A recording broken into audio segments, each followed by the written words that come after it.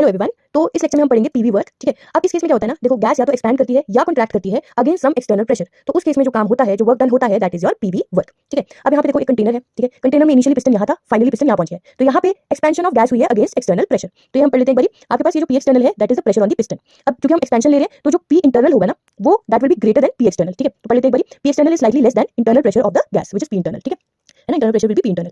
अब ये क्या होता है, this pressure difference allows the gas to expand against external pressure by moving the piston through a small distance DL. ठीक है, तो पिस्टन पहले इनिशियली आपका यहाँ था। ठीक है, फिर एक्सटर्नल प्रेशर कम होने के कारण और इंटरनल प्रेशर ज्यादा होने के कारण क्या हुआ, जो प्रेशर ऑफ द गैस था उसने क्या किया, पिस्टन को आगे की तरफ धक्का मारा जिसकी वजह से पिस्टन यहाँ पहुंच गया, है ना। और ये कहाँ से कहाँ पहुंचा, स्मॉल डिस्टेंस डीएल तक। ठीक है, अब क्या हुआ, तो formula for work find out करना है हमने, तो हम पढ़ते हैं एक बारी क्या होता है। तो आपके पास यहाँ पे force acting on the piston is equal to P external into area of cross section, है ना। ए आपके पास एरिया ऑफ क्रॉस सेक्शन है। देखो अब आपको पता है pressure is equal to force upon area, है ना। तो फोर्स क्या हो जाएगा, प्रेशर इनटू एरिया। अब यहाँ पे जो प्रेशर ले रहे हैं that will be your external pressure, ये याद रखना है, है ना। अब work done by the system है तो that will B force into distance. Force क्या था, P external into area and distance is small distance which is DL, right. तो डीएल इनटू ए को हम लिख सकते हैं डीवी, है ना, सिंपल मैथ्स, राइट। अब यहाँ पे ठीक है, तो इतना आ गया। अब आपके पास वर्क डन का फॉर्मूला निकालना है, तो आपके पास small amount of work done को हम डेल डब्ल्यू लिखते हैं। तो दिस इज योर डेल, पहले मैंने डिलीट किया था गलती से, इसको डेल कर देना आप। Del W is equal to P external DV, right.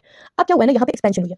जब भी एक्सपेंशन होती है तो आपके पास जो सिस्टम है उसकी वॉल्यूम बढ़ जाती है। ठीक है, तो आप देख लो पहले सिस्टम की वॉल्यूम इतनी थी, फिर सिस्टम की वॉल्यूम इंक्रीज करी। ठीक है, एक तो ये बात कि वॉल्यूम इंक्रीज कर जाती है। अब आपके पास यहाँ पे एक्सपेंशन हो रहा है तो work is done by the system. ठीक है, तीसरी चीज ये कि आपके पास जब एक्सपेंशन होती है when work is done by the system तो वो नेगेटिव वर्क डन होता है। ठीक है, तो यहाँ देखो during expansion work is done by the system and it is negative. ठीक है, अब यहाँ पे वॉल्यूम जो आपका वर्क डन है उसका फॉर्मूला कैसे निकलेगा, तो ये आपके पास W minus P external integration limit V1 to V2 dV। ठीक है, तो आपको पता होगा इंटीग्रेशन ऑफ dx सिंपल है ना, simple integration of dx limit अगर आप x1 टू x2 रख देते हो तो आपके पास जो इंटीग्रेशन के बाद रिजल्ट आता है that will B x2 minus x1, है ना, फाइनल माइनस इनिशियल। ठीक है, तो वही हो रहा है यहाँ पे W will be equal to minus P external V2 minus V1। तो आपने याद रखना है, अगर इंटीग्रेशन ऑफ dx करें ना, इंटीग्रेशन ऑफ dx लिमिट रख दे x1 टू x2 तो आपके पास यहाँ पे रिजल्ट क्या आएगा इस इंटीग्रेशन का, x2 माइनस x1। ठीक है, तो आपने ये याद रखना है। तो वैसे हुआ है इंटीग्रेशन dv, है ना, लिमिट V1 टू V2 तो आपके पास रिजल्ट क्या आ जाएगा इस इंटीग्रेशन का, V2 माइनस V1। तो W will be equal to minus P external V2 minus V1। ठीक है, या फिर W will be equal to minus P external delta V। ठीक है, तो एक्सपेंशन के केस में आपके पास वर्क डन जो होता है that is negative work done.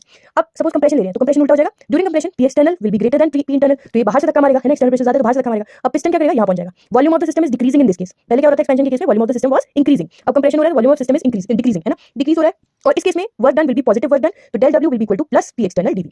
ठीक है, आप याद रखेंगे वर्क डन में हम एक्सटर्नल प्रेशर लेते हैं। ठीक है, this will be P external delta V in case of W, है ना।